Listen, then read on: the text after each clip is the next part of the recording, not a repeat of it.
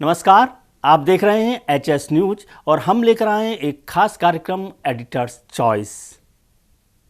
जिस तरह HS news Hindustan समाचार समूह का तेजी से बढ़ता डिजिटल चैनल है, उसी तरह हिंदुस्तान समाचार की 3 मैगजीन्स अपने बेहतरीन कंटेंट और प्रस्तुतिकरण के कारण देश और दुनिया में अपनी पहुंच और धमक बनाए हुए हैं। युगवार्ता, यथावत और नवोत्थान तीनों ऐसी मैगजीन्स हैं जो समसामयिक मुद्दों और घटनाओं को आम आदमी के सरोकार के साथ जोड़ती हैं। यही वजह है कि ये मैगजीन्स रीडर्स के घरों से होते हुए उनके दिलों तक पहुंच गई हैं। नवोत्थान हमारी मंथली मैगजीन है और इसमें किसी एक खास विषय पर फोकस किया जाता है। इसकी पहचान सांस्कृतिक और समसामयिक विषयों के साथ साथ साहित्यिक योगदान को लेकर भी है। प्रयागराज में इस वक्त आस्था का महापर्व कुंभ चल रहा है और इस बार नवोत्थान का इसी विषय पर विशेषांक है, उसका फोकस है। और हम चर्चा कर रहे हैं एडिटर चॉइस में नवोत्थान के संपादक ब्रजेश कुमार झा के साथ। मैं हूं विजय त्रिवेदी। ब्रजेश जी, आपका बहुत बहुत स्वागत है एडिटर चॉइस के पहले प्रोग्राम में और इतनी खूबसूरत मैगजीन निकालने के लिए आपको बधाई। दुनिया और देश की नज़र तो कुंभ पर है, लेकिन संपादक की निगाह में कुंभ पर क्यों? हमने समझने की ये कोशिश की है इस पत्रिका में कि कुंभ जो प्रयाग में लगता है उसके साथ साथ वहाँ कल्पवासी भी आते हैं। कल्पवास की एक परंपरा है, तो उस कल्पवास को और अखाड़ा परंपरा को समझने की हमने इस मैगज़ीन में कोशिश की है। ये जानने की भी कोशिश की है अखाड़ा का जो इतिहास है, या ये भी हमारे इतिहास में है कि अखाड़ों के बीच जो संघर्ष है उसकी वजह क्या है जी, और अखाड़ा का औचित्य क्या है, इस बात को हमने समझने और जानने की कोशिश की है। मतलब उसको जानना है तो नवोत्थान को देखना ही पड़ेगा, ये वाला इशू।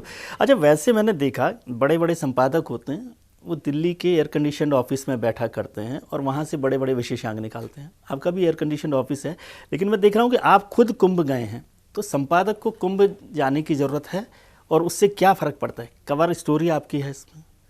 अभी भी जो मुझे ऐसा लगता है कि जब कुछ लिखना हो तो अगर हम वो सामने जाएं तो चीज़ों को ठीक से समझ पाएंगे। क्योंकि मुझे स्टोरी लिखनी थी, शायद मुझे कि मेरे किसी और रिपोर्टर को लिखनी होती तो वो जाता, मुझे ही लिखनी थी, तो इसलिए मैं वहाँ गया। ये भी मेरी मेरे जहन में ये भी है कि कुछ ऐसी चीज़ों की खोज हो जो शायद अब रहेंगी नहीं, जो हमारी परंपरा में, और उसकी वजह कहीं ना कहीं हम ही आप तो नहीं है, तो उसको भी पहचानने की कोशिश हमने की है और इसके लिए ज़रूरी था कि मैं वहाँ जाऊँ।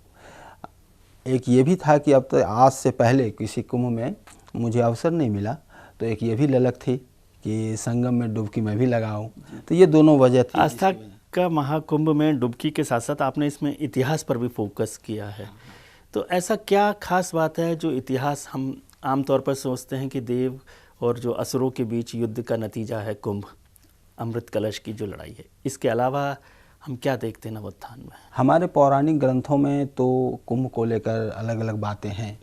वो जितना पीछे जाएं इतिहास उतना ही पीछे हमें और ले जाता है, लेकिन हम जो लिखित इतिहास है, जो साक्ष्य हैं, जिसको इतिहासकार मानते हैं, आप उसको तथाकथित कहें या फिर हम उसको जिस तरह परिभाषित भी करें, उस इतिहास को पकड़ने और उसको साक्ष्यों के साथ रखने की कोशिश की है।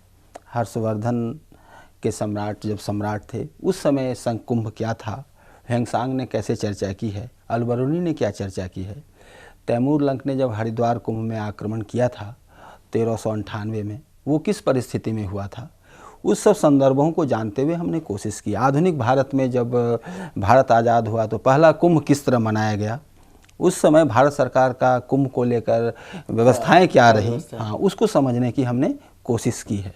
तो बहुत बड़ी एक्सरसाइज इस पर पूरी हुई है। ह्वेंसांग से लेकर योगी आदित्यनाथ तक का कुंभ जो है वो नवोत्थान में देख सकते हैं। एक बड़ी इंटरेस्टिंग कंट्रास्ट मैं इसमें देख रहा हूँ।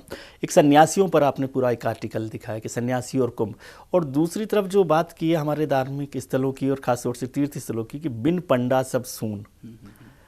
तो पंडा और सन्यासी दो कंट्रास्ट है हमारे, ये साथ साथ चलते हैं? नहीं, वो दोनों दो अलग परंपराएं हैं। पंडा तो इसलिए है कि वहाँ जो कल्पवासी हैं वो हर बार पंडा के ही वजह से आते हैं। पंडा हर धार्मिक स्थानों में, या वो देवघर हो या कुंभ हो, हरिद्वार हो, पंडा हर जगह हैं, जिनके पास हमारा एक तरीके से बही खाता होता है हमारे पूर्वजों पुरखों का, तो उस हिसाब से हम कल्पवासी उनके पास आते हैं। सन्यासी तो वो हैं जो विचरण करते रहते हैं और किसी एक स्थान पर उनका स्थायित्व तो नहीं रहता, उनके वो 12 वर्ष बाद यहाँ इकट्ठा होते हैं, लेकिन कल्पवास हर साल लगता है जी। माघ के महीने में जो है उस कल्पवास की होता है। एक और बड़ा इंटरेस्टिंग चीज़ आपने एक्सरसाइज इसमें की है कि के.एन. गोविंदाचार्य जो बड़े बीजेपी के लीडर भी रहे, आरएसएस आइडियोलॉग हैं, उनका अनुभव है।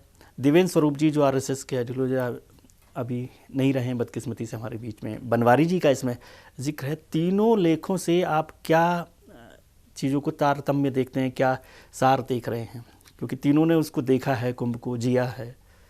हमने ये कोशिश की, मुझे पता चला कि के.एन. गोविंदाचार्य खुद कुंभ के योजनाओं में, हाँ, उन्होंने लिखा कि आयोजन में भी वो रहे तो, और वो शामिल होते रहे। उनका अनुभव क्या था, यानी कि अगर 70-80 के दशक में या 60-70 के दशक में कुंभ किस तरह था, लोग सोच किस तरह रहे थे, किस आस्था के साथ आते थे, वहाँ और क्या क्या गतिविधियाँ होती थी, उस समय का परिप्रेक्ष्य एक तरीके से आ जाए। देवेंद्र स्वरूप जी के लेख से हम ये जानने की कोशिश किए कि 2001 का कुंभ कैसा था, और उन्होंने उस कुंभ की रिपोर्टिंग की थी। तो आज चूँकि हम एक कुंभ की रिपोर्टिंग आज भी कर रहे हैं, तो ये जाने कि 2001 का कुंभ क्या था, बशर्ते कि हम उसको अपनी भाषा में लिखें। हमने उनकी भाषा में ही सोचा कि पाठक तक पहुँचे, इसलिए हमने वो लिखा।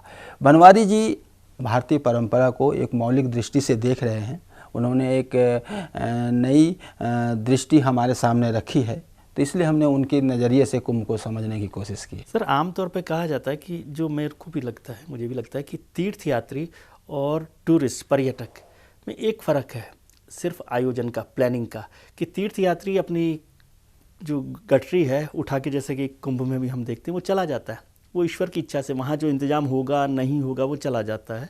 पर्यटक जो है, हम जब टूरिस्ट के तौर पर होते हैं, सब चीज़ें प्लान करते हैं, ट्रेन प्लान की, होटल प्लान की, स्टेशन प्लान किया, सब कुछ प्लान किया। लेकिन ये कुंभ भी टूरिस्ट बन गया है। योगी जी ने उसको भी इतना प्लान कर दिया है कि कहीं उसमें जो तीर्थ का जो महत्व था, जो कल्पवास की जो एक व्यवस्था थी, वो कमज़ोर तो हो रही है या मजबूत हो रही है? कल्पवासी तो आज भी उसी स्थिति में हैं, क्योंकि वो अपनी गठरी पोटरी लेकर आज भी आ रहे हैं, उसी अवस्था में हैं।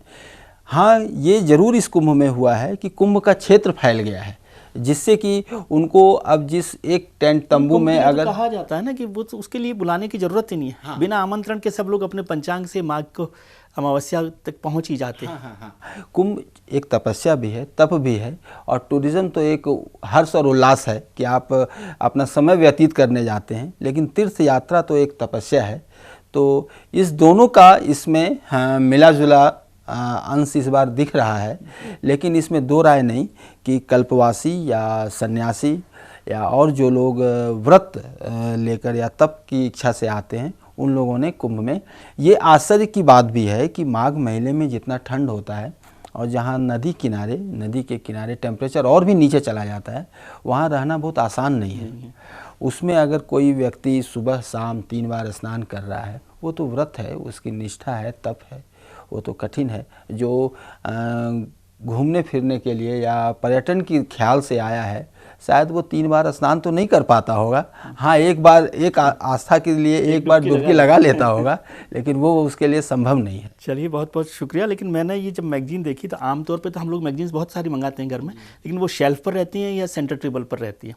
इस पूरी मैगजीन को मैंने पूरा का पूरा पढ़ लिया है, सारे आर्टिकल्स, और इतने खूबसूरत हैं कि यदि आपको कुंभ के बारे में जानना हो, कुंभ के इतिहास के बारे में, सन्यासियों के बारे में, तीर्थ यात्रा के बारे में और हमारे धर्म के आयोजन के बारे में, तो नवोत्थान आपको खरीदना ही पड़ेगा। लेकिन जो नवोत्थान की ये मैगजीन है, ये कैसे सब तक पहुँचे, इसके बारे में कुछ आप बताइए। हमारा वितरण विभाग है, अभी तो सब्सक्रिप्शन बेस्ड है, उस वितरण विभाग से कोई संपर्क करे तो इसमें इसका फ़ोन नंबर, डिटेल, पता सारा दिया हुआ है, कोई संपर्क करे तो मैगजीन उसके पते तक पहुँचे। ज़रूर। यदि आप इस नवोत्थान मैगजीन को खरीदना चाहते हैं तो आपको स्क्रीन पे इसका पूरा पता, सब्सक्राइब करने की स्थिति और फ़ोन नंबर मिल जाएगा। यदि आपने नहीं खरीदा ना तो आप ही पछताएंगे। शुक्रिया। HS न्यूज, जहां खबरों का सिलसिला रुकता नहीं। लेटेस्ट न्यूज और अपडेट्स के लिए हमारे YouTube चैनल को सब्सक्राइब करें और बेल आइकन को दबाना ना भूलें।